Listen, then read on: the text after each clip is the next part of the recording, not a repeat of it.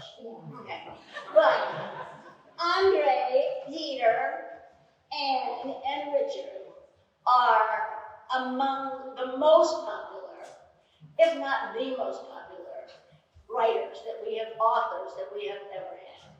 And I am thrilled that they're here, and I'm sure you are, because look, the place is packed. All right, I turn it over to you all. Much love. Adios.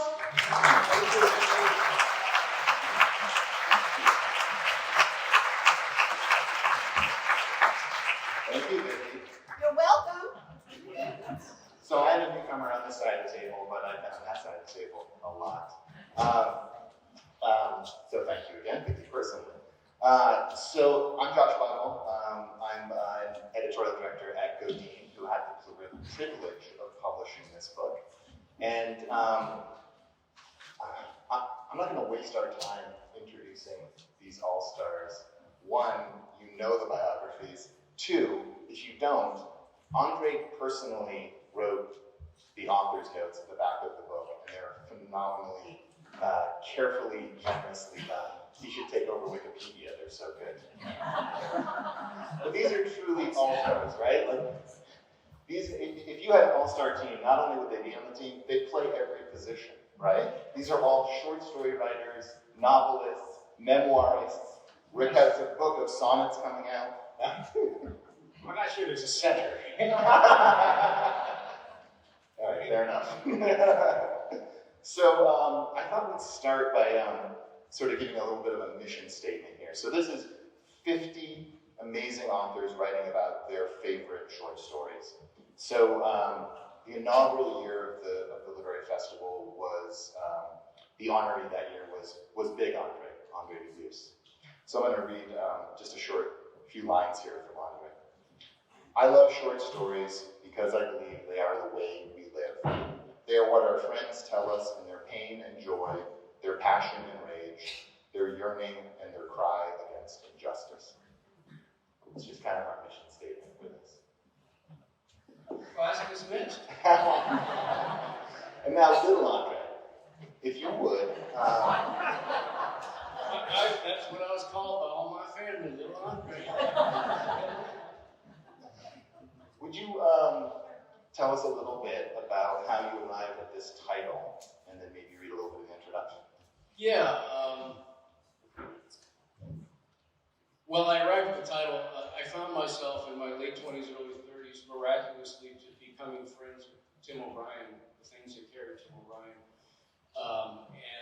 But you know, I grew up the son of a writer, and I met him because he was at my dad's house. And I'm very aware, especially with students I teach at UMass Lowell, that most human beings never meet a writer their whole lives, alive. And so I knew it was rare to have been able to meet O'Brien. But then I was really shy around him because I revere his work. But he knew I lifted weights, and he wanted to lift weights, so I became his weightlifting coach. And then we became pals for weight training. And we would lift weights and drink too much. And so now I bring my students from Emerson to his reading for his wonderful novel, The Lake of the Woods, it's the early 90s. And I'm kind of embarrassed that I know him, and it's only because I met him at my father's house. But now we're pals because I'm his weight training coach. So I'm going to read just a paragraph. So I talk all about this in the introduction. I'll just read a paragraph from it. After Tim's reading, I tried to introduce him to as many of my students as I could. He had a full crowd that night, and after it was over, my newly inspired students walking back to their city campus, Tim and I stood on the sidewalk talking about our workouts when a taxi pulled to the curb. But I'd forgotten to have Tim sign my copy of his new novel. And just as he was about to leave, I asked if he would mind signing one more. And he took out his pen, opened his book, and inscribed something on the title page before we hugged, and then he was gone. Under the nearest street light, I read what he'd written. Andre, I hope this reaches inside. Tim. I read the lines 3 times. It was like walking by an open window and hearing music you didn't know you'd been trying to play your entire life. Reach inside. Isn't that what I've been trying to do daily for years? To capture on the page human truths, large or small, that may then gather the power to reach inside another. I wanted to chase down Tim's taxi, and I wanted to thank him for that line. there's the title, Reaching Inside. So, Andre and I actually decided to work on this book together in a bar down the street a little over a year ago, where the best books are born, over the third beer probably. That's where it hits its stride. It's down to I've been the sixth. fourth. I've been the fourth, Josh. Fourth? Okay. I'm just being polite. It's your hometown. So it dawned on me very quickly, even though this is writers writing about writing, so there's lots of incredibly insightful bits about craft and that sort of thing. This is really a love letter to reading, this book, right? And we had a great talk, you guys, last night, Peter and Andre, about the reading life. So I thought maybe we could start by all of you reaching back, 25, 30 years when you were youngsters, and starting to read and talk a little bit about your early reading life and how that's evolved to today. Maybe you'll start us off again? Oh, you're in the center. I am in the middle. Is this on? Can you hear me? Okay. It's so funny. I gave a reading, not here last night, it was set up beforehand in Hamilton, so like 40 minutes away. And during the Q&A, someone said to me, "Do you ever read?" Honestly, I became like dumbfounded. I said, "Yes, I'm a writer. Of course I read." And she seemed surprised. But I think, to me, reading is like breathing. I can't imagine, or like eating and drinking. Reading is just part of what I do every day. I taught myself to read when I was 4. I opened my brother's reading book, and I'm a genius. Rick, I'm a genius. I've been this man for years. You didn't know I was a genius. Yeah, I was 4. Yeah, he doesn't believe me. And I opened it, and here's what I saw. I learned 7, but go. Well, some of us were ahead of others. I opened the book, and this is what I saw. It said, "Look, look." And I realized that's what it said. And I will never forget the feeling of liberation, or even better, is like something settled in me, and I knew I just wanted to live inside a book. And so that's what I've basically been doing ever since, because when you write novels or memoirs too, you live inside a book. It's in your head, it's in your heart, it's on a page. And I was very precocious as a reader. I read Little Women when I was 7, when you were reading Look, Look. You're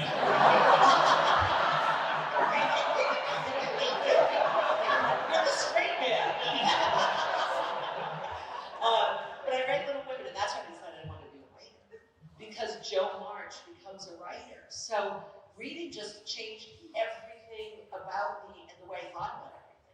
And when my little town finally got its library when I was in 5th grade, I took out books by how fat they were, because we could only go once a week and take out one book.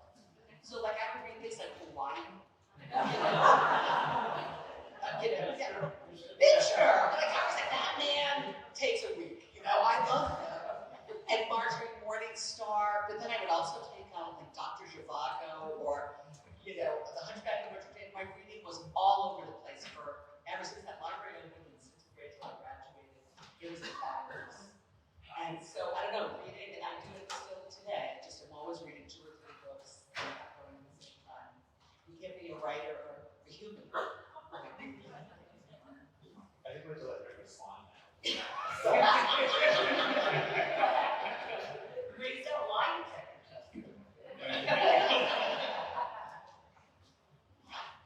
I don't know. I think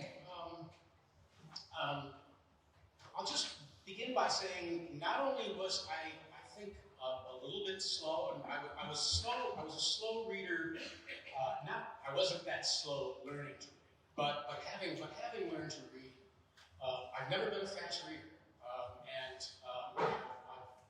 given how much I do read, I've often wished that as I've gotten older, I could read faster. I'd love to be one of those people who do that.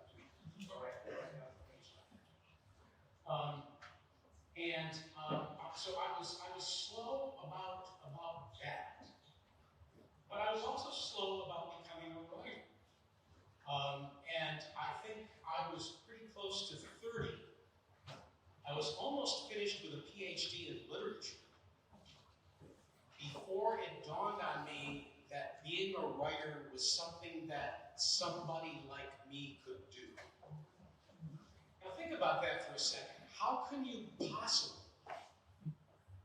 be a graduate student? How can you get a BA in literature, an MA in literature, a PhD in literature, and then go back for an MFA?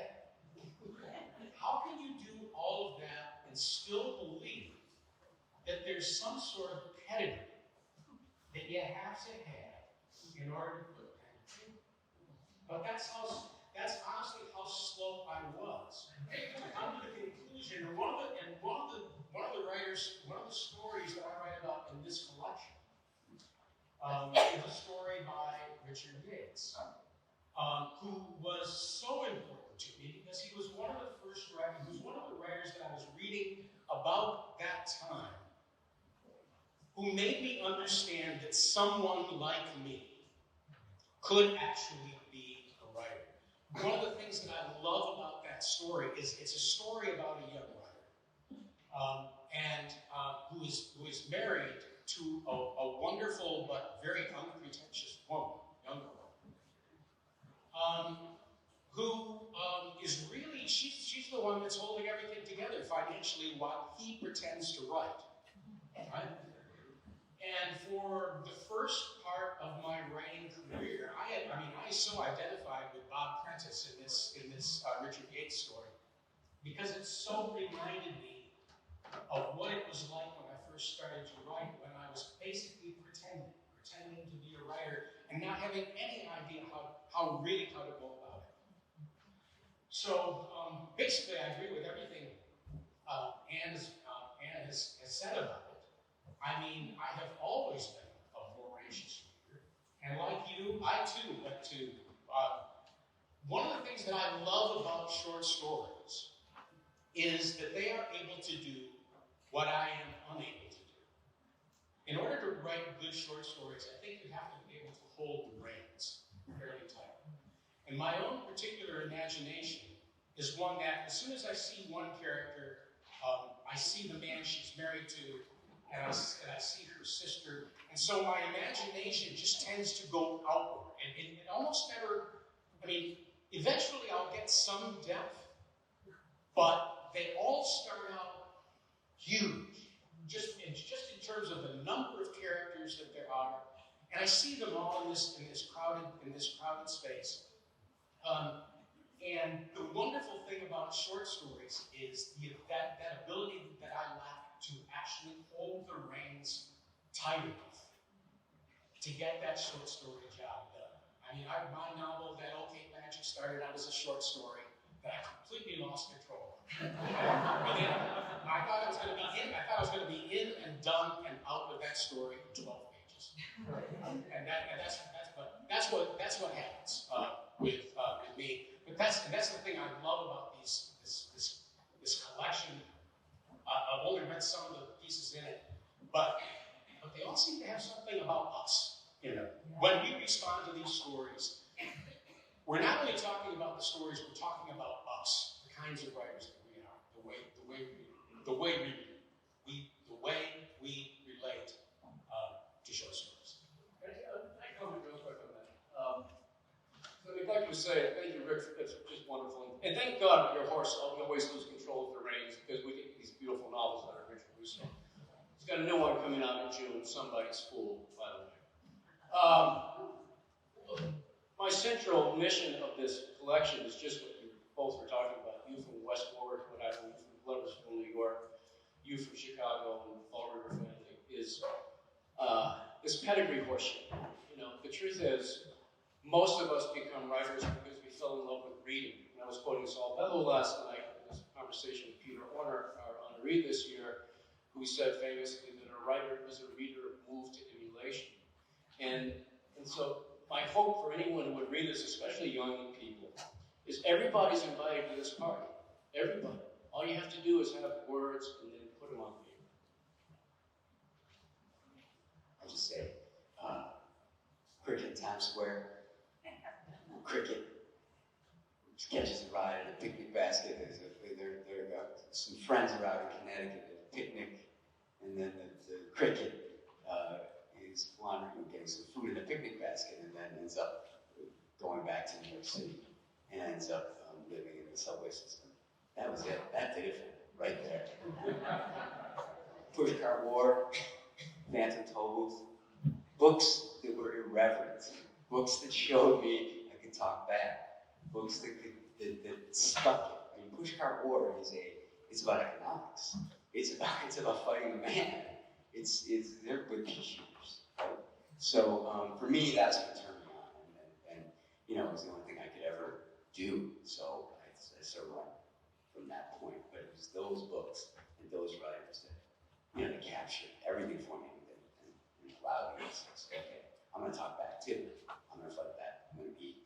And it was the irreverence. It was the humor that got it from me at the beginning.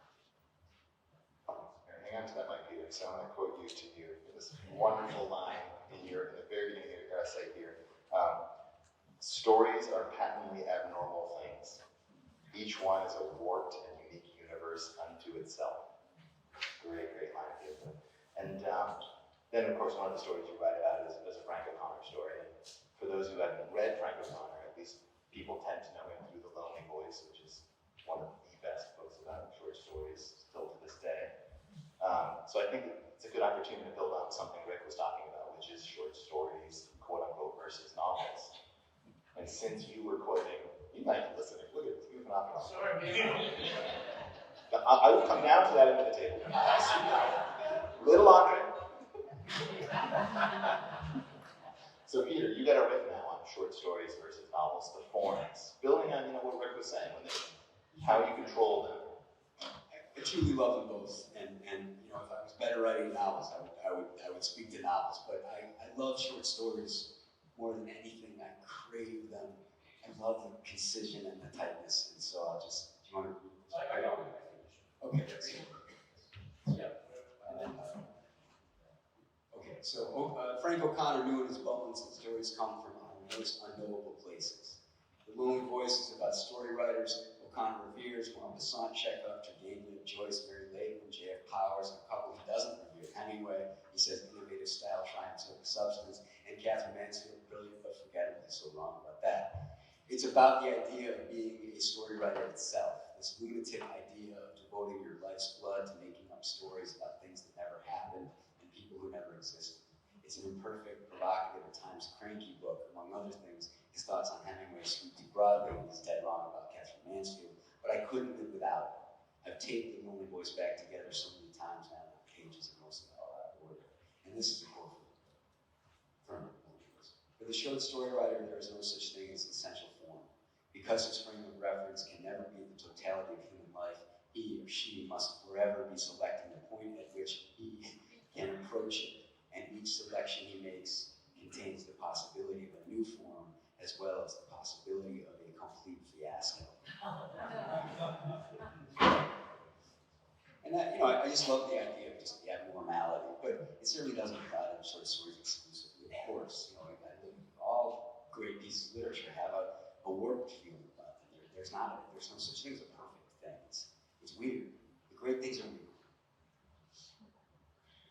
And one of the other great things about a short story is that if it turns out to be a disaster, you're likely to know in a month.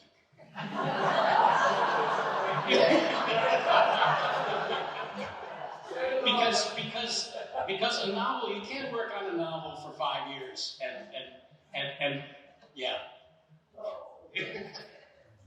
I think when I was trying to be a writer, I thought I'll write short stories because I foolishly thought they're easier.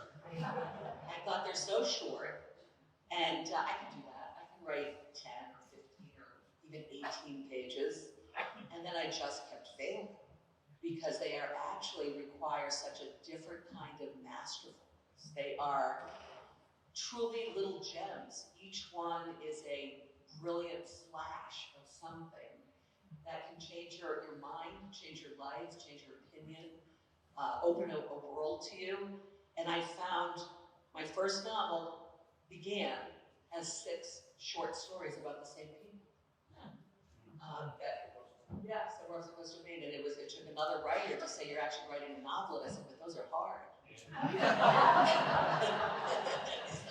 These aren't working, so you better test them.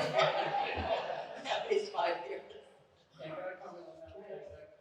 Faulkner famously said when the writer first tries her hand at writing, she tries poetry.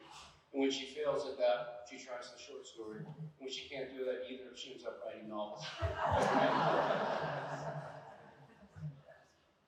And you picked two very different stories. All right, so you've got Jamaica Kincaid's Girl, which is, you know, like a prose poem, very lyrical, and then Jane Ann Phillips' Home, which is a more sort of quote-unquote traditional realism.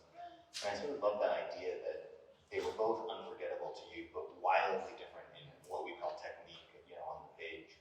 So I was wondering if you could talk a little bit about when it's not about the technique, but about something else in the story. So those stories were published in 1978 and 1979. And this was the time when I just graduated from college. I was working as a TWA flight attendant and trying to write, and I was unable to get an MFA or even take a writing class because of my ridiculous schedule. And so I gobbled up short stories. I could take them on the plane with me. I could read them when the passengers weren't needing anything. I could always dip into them. And I remember each of these saying to me in a weird way, be a writer. You can do this, because they are both, as different as they are, I'll read them a little bit at the beginning, but as different as they are, they're both about women and mother-daughter relationships and actually sexuality and how to become a woman. And I think that's what I was trying to write about, or what I was thinking about. You know, here I was like the most sexist job in the world, trying to become something which, you know, Rick said so beautifully that I didn't have the pedigree for. Was told in junior high school when I said I wanted to be a writer, I was told, we don't do that. We don't do things like that here. So, I mean, you know, I was trying to break free, and so I read, and these two stories just kind of broke something open in me. I'll speak to what you said. On the surface, Girl by Jamaica Kincaid and Home by Jane Ann Phillips have little in common. Kincaid's story takes place in Antigua and is rich with details from the island. Pumpkin fritters, okra trees, pepper pot, dasheen. The setting of Home is typical Middle America, with its veteran of foreign wars, rummage sales, Reader's Digest, Walter Cronkite, and the Sound of Music soundtrack. The stories are stylistically very different too. Girl reads like a prose poem and is sometimes labeled as such rather than as a short story. Home, which was contained in Black Ticket's Jane Ann Phillips' 1979 collection, is realistic fiction typical of stories written then. Yet it was the similarities between the two stories that struck me most. Girl was first published in the New Yorker in 1978. Its unusual tone and voice emerged from its unconventional form.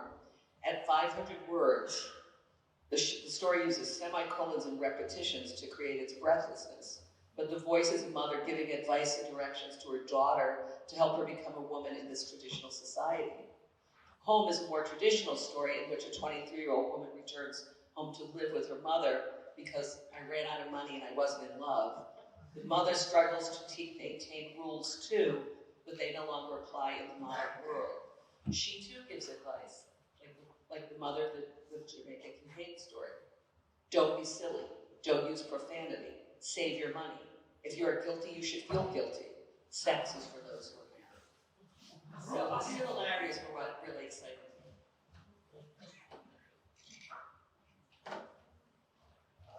Rick, so you have written about both one of the most discussed short stories probably of the past half century, Shirley Jackson's The Lottery, and then a much lesser known story which you mentioned, Builders, by Richard Yates, who was often banned with the praise of being a writer's writer. And in that, you write about this idea of original relationship, where the reader comes to a text knowing little to nothing about that text, maybe even about the author himself. So it's kind of impossible now to read The Lottery with an original relationship, but many people might still come to Yates with that. And I wonder how important that has been to you, that idea of original relationship and the baggage it might bring, and how you navigate that. Yeah, I think an original relationship is important, regardless of the art that you're practicing. It's not just talking about writers here.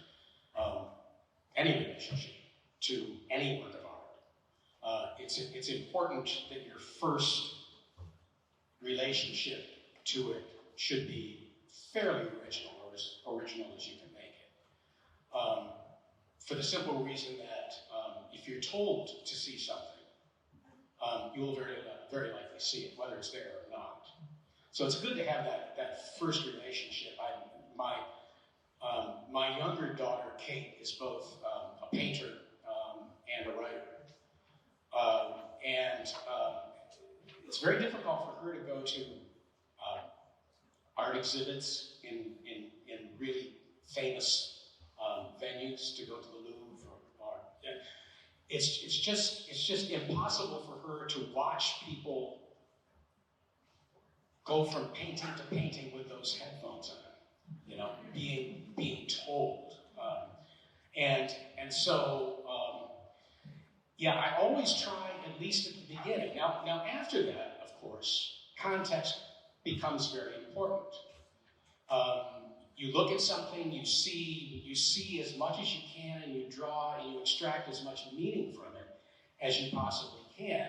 But at that point, it's an absolute act of arrogance to assume that you've seen everything that there is to see, or that talking to someone else, someone who may have more context than you do, wouldn't be helpful. And I always think of the first time I went to, I think it was to Venice. Yeah, it was at the famous, the Academia. We went with somebody who was, helping us around the place. And a lot of the paintings, I felt like I was on pretty solid ground, looking at, Caravaggio or whoever it was that we were looking at. But we came to this painting, and the guy who was giving us the tour said, "Now imagine there's something blasphemous in this painting, and I want you to tell me what it is." And I looked at the painting, and Barbara, my wife, looked at the painting, and I couldn't. Not only was it not blasphemous, it just, of the paintings we were looking at, was a Madonna and a child. And the Madonna was beautiful.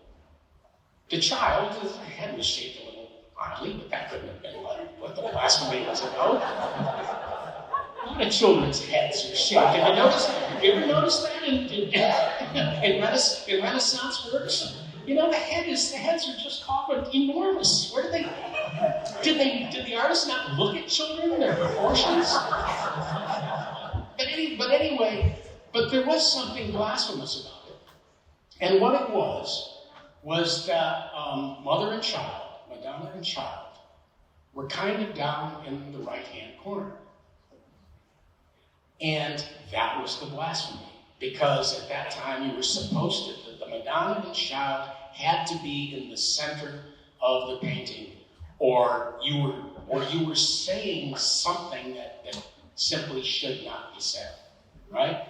So context is important, and you can learn. But the point still remains that it's not good to have those headphones on, or to read too much about an exhibit, to know too much before you go in, because it does ruin something. I don't know if it ruins something, it obscures something. Knowing too much before you see a world of art can actually obscure something for you, something that you might have seen otherwise. By cut or caress to a new truth. So, Rick, you get this a little bit in your essay when you're talking about watching The Graduate as a young man, sort of, thinking about Benjamin a lot, and then watching him a bit older and thinking about Mrs. Robinson in a different light. Peter, you get into this when you're talking about going to reread John Edgar Wyland's Welcome, but at this moment you're going to reread it. It's a moment in your life, in particular in fatherhood, where you kind of can't read that story all of a sudden. So I wonder how much it's possible to speak about some of those relationships we have with these pieces of writing we love, and how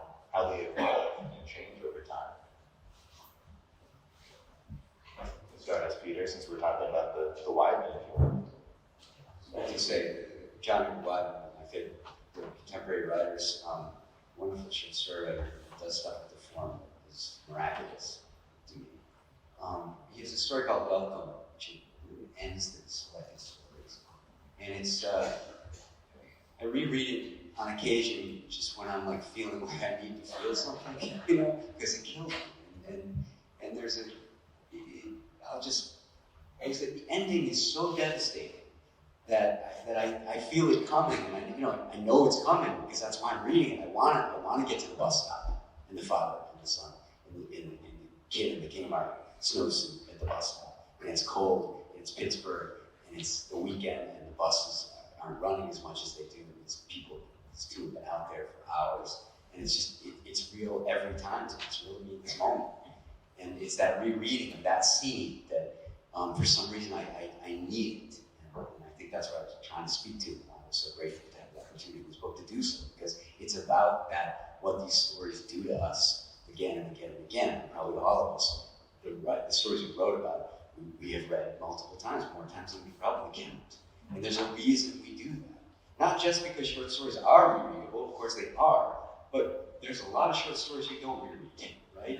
So we're talking about the stories you do and why you need them. This particular story, why I like this one. Well, it's also, if you're judging your relationship to a work of fiction, it's a little bit easier to do with a short story because you can, every decade or every few years, pick up a short story and read it again and say, okay, here's something I didn't notice 10 years ago, or 20 years ago, or 30 years ago.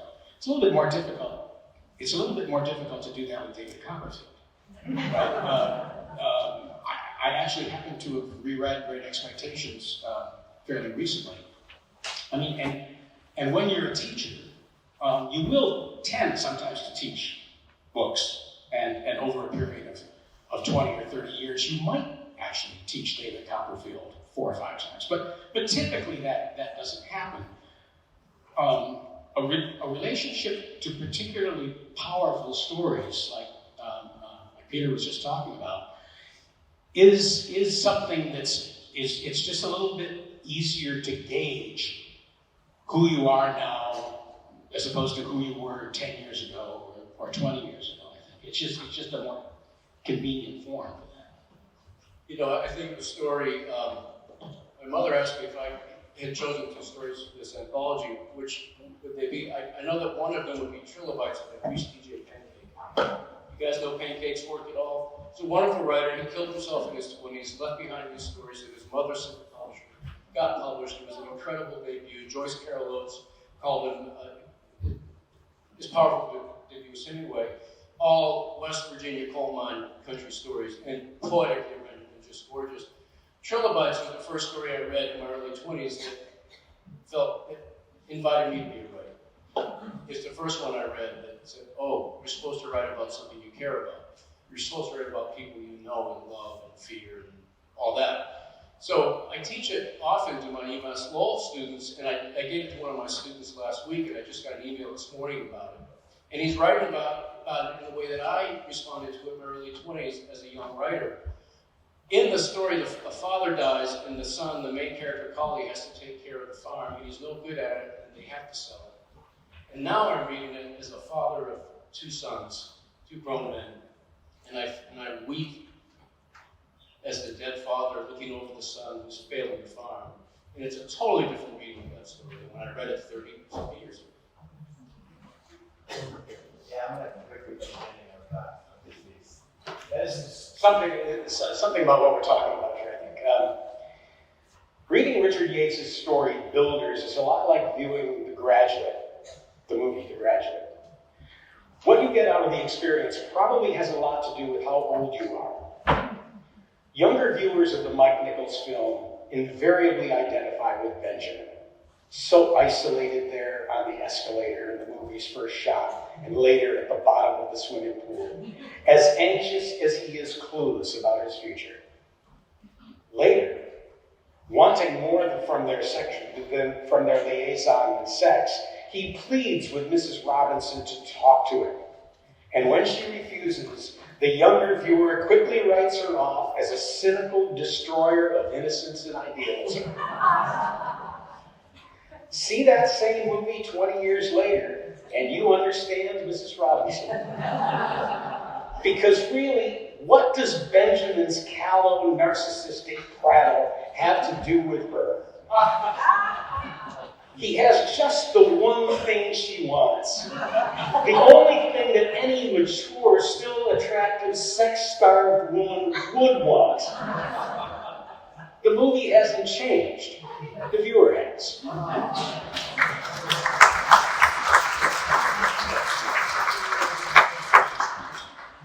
So, with Andre, one of the side effects of you coming up with this premise, to ask all of your friends, pick 2 stories, write me a gorgeous essay about them. I think the land speed record for reply was Joyce Carol Oates, right? Yeah, not to make you guys feel bad. These guys took weeks, months, years. You're still not done. Joyce Carol Oates, she sent me an email saying, remind me what kind of essay you want. I described them. First, I'm really looking for 2 stories that did something serious with you as a human being and a writer. Joyce Carol Oates. 37 minutes later, a perfect essay I just sent to the publisher. I didn't even tweak nothing. Well, thanks, Joyce. Are you going to have a new novel by breakfast? I say that with great reference to Joyce Carol Oates. And if you have not read the work of Joyce Carol Oates, one of the greatest short stories, and it's written about in here by Tobias Wolff, is her wonderful gothic horror tale, Where Are You Going, Where Have You Been? If you read nothing by Joyce Carol Oates, read that short story.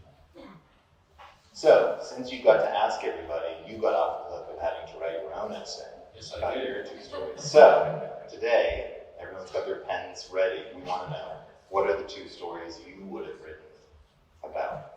Well, one would be Trilobites by Reese Pancake. Trilobites by Reese Pancake, who died in 26 by his own hand. The other would be one by my big Andre, my old man, who died 24 years ago. Most kids, I didn't give a crap what my parents did. I'd just be my mom and be my dad. I didn't read his work until I was 19. And, I think his mother found out that I had not read his only novel, his first book, and she made me read it when I was visiting her in Louisiana one afternoon. I read it one afternoon and I loved it. In fact, Godine was reissuing my father's first novel, and only novel, The Lieutenant, and I wrote the afternoon.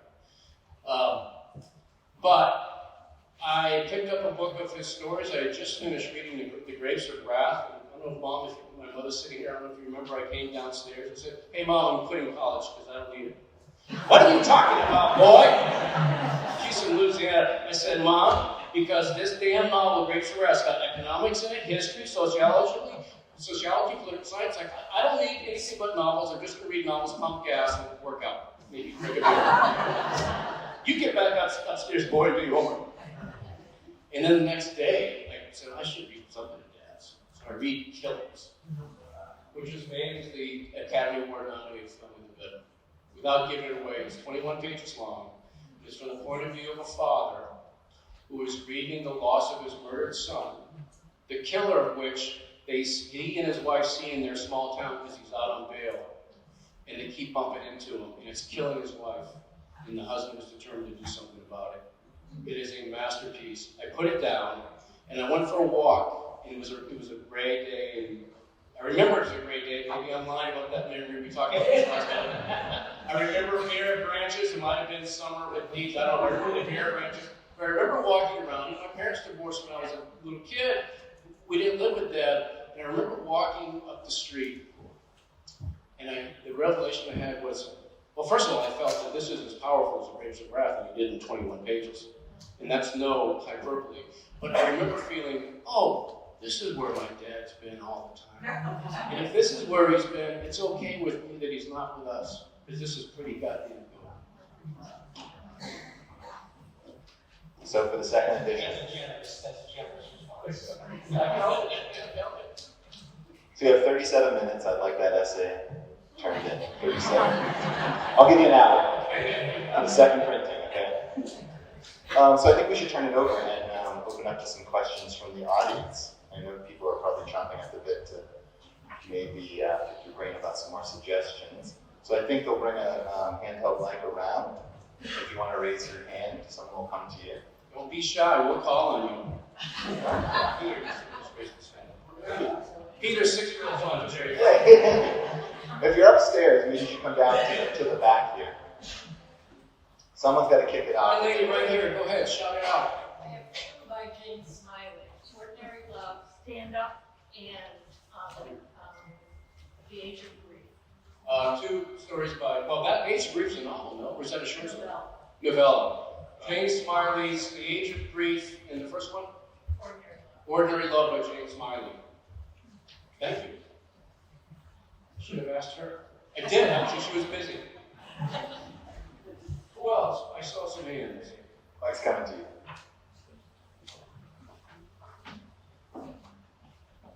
At the beginning, you were talking about reading fast and reading slow. And I do both. If I want to ponder or reflect, I'll read slow. But then sometimes I have that intention, but then I get so involved with the story that I just speed up because I want to know what happens. So anyway, I was just wondering if you guys approached reading in the same way, like whatever your intent is. You know, I have to say, I was jealous when Rick was saying that he was read slowly. I wish I could. I just am a fast reader, and I almost can't slow down. I will reread something after I finish it, and that kind of slows me down a little. But it's really, and sometimes I'm frustrated with myself. I'm like, because you can see the beautiful language or ideas that I want to pause over, and in order to do that, I often have to read it. As soon as I finish it, read it again. I just did that with this Louise Kennedy book, Trespasses. I don't know if anyone's read it, but I finished it, and I went right back to page 1 and read it again. So I wish I could slow down. I think one of the benefits of slow reading, maybe I'm just kidding myself, I don't know, but one of the benefits of being a slow reader and sometimes too being a slow writer, I mean just slow getting the words on the page, is that a lot of what we do is tie things together in our minds and our imaginations that you wouldn't think are related. And so being able to be distracted on the page when you're reading, if your mind wanders off, that's not necessarily a bad thing for a writer because you're making some sort of connection there that's not obvious. And the same thing happens when you write, is that I think artists, I would just say generally that artists are highly distractible people. And that's not necessarily a bad thing. And it's not what we teach in school, right? When we're teaching children to read, we're really trying to get them to pay attention, not to let their minds wander. But a wandering mind is not necessarily a bad thing for an artist.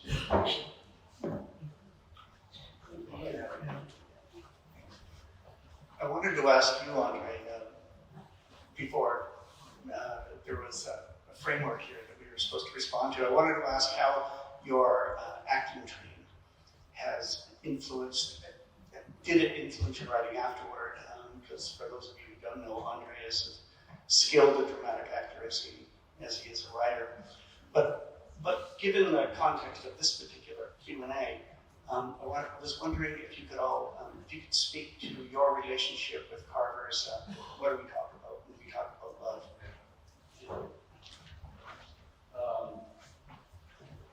Ian, good to see you again, brother. I will just say that I love acting. I respect it. I think it's an elusive art form to do really well.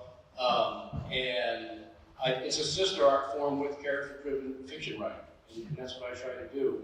I talk a lot about it when I teach writing. I talk about great acting not pretending to have emotion, but the actor actually has the nerve to find it and then show it natively to us.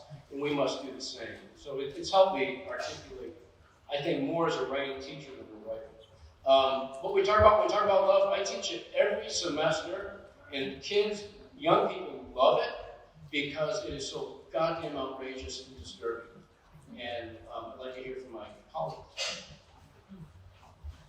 Yeah, outrageous and disturbing, and you know, I think we know Carver. It's always the case with me when I reread. I didn't know it all.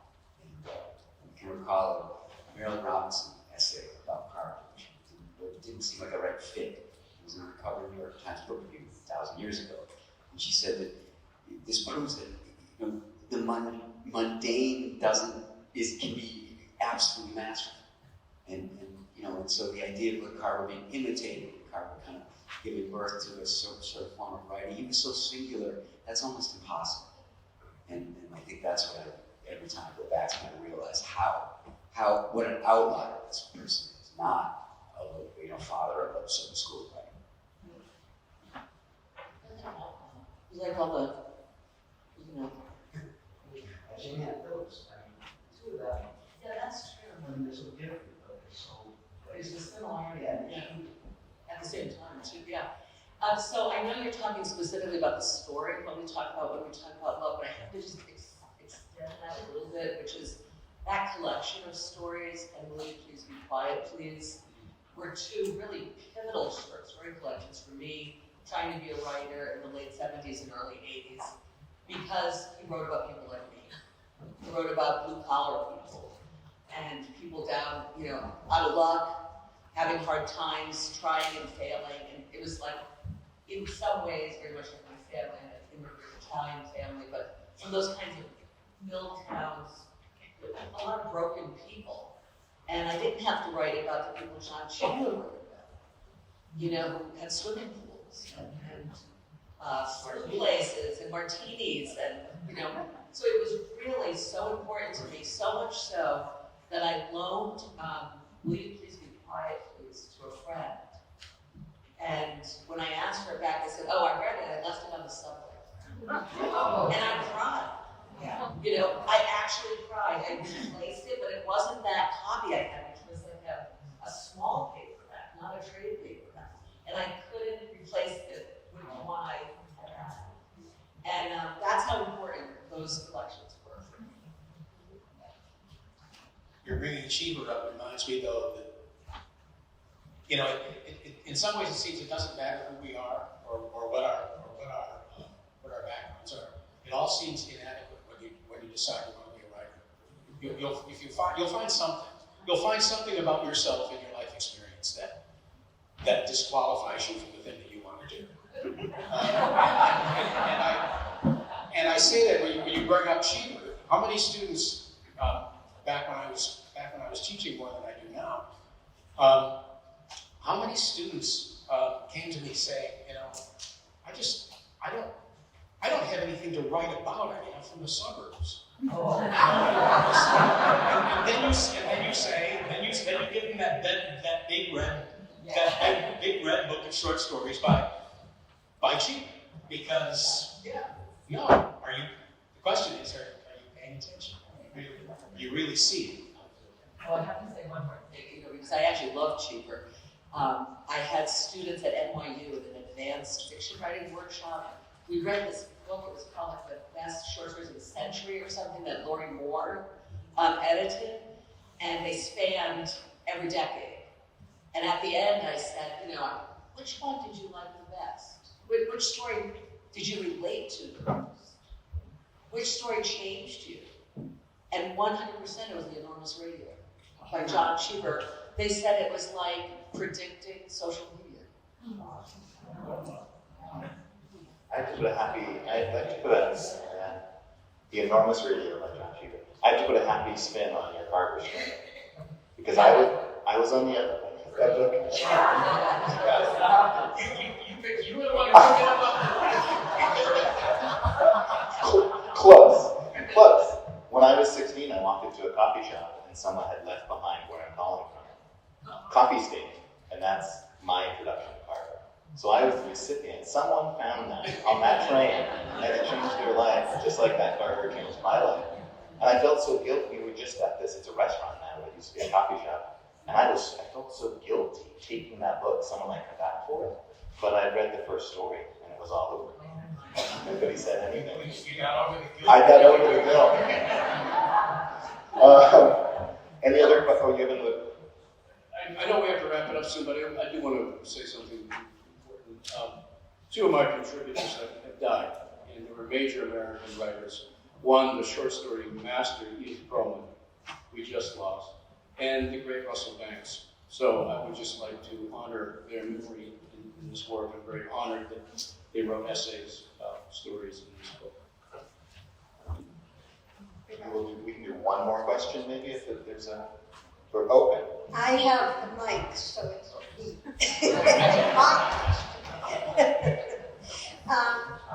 A couple of years ago, I went to an author of short stories, and she read one of them. It was wonderful, or part of it anyway.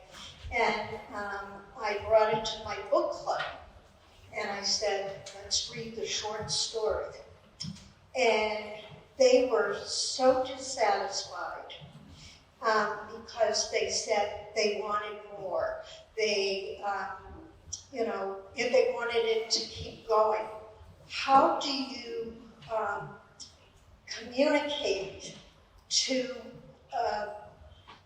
novel readers the joy of a short story? Peter Orner has to answer. Don't bring a collection to book clubs. That's okay. I always get that response. I'm sorry. There's always, you can take pot shots at stories. They're inconsistent. They stop and start. They do this and they do that. And I always, look at your own lives. They stop and start. There's inconsistencies. One is better than the other, right?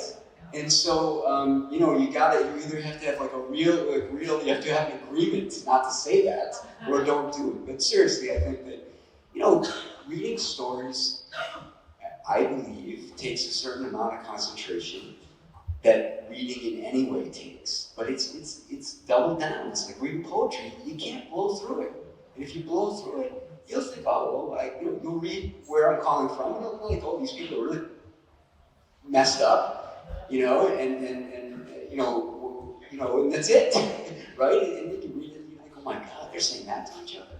They're saying that, they're saying that.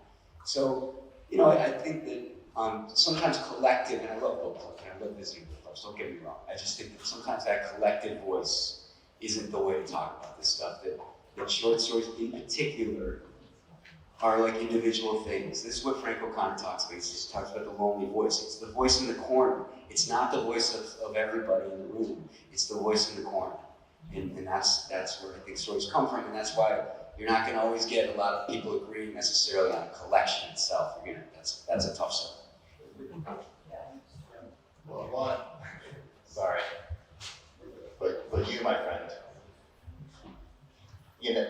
every single piece in here, this exists, we're having this conversation because of this guy, because he reached out to 50 incredible writers, and they all said yes, and they said yes, and they turned in their A game, they didn't phone it in, because you are a beautiful man.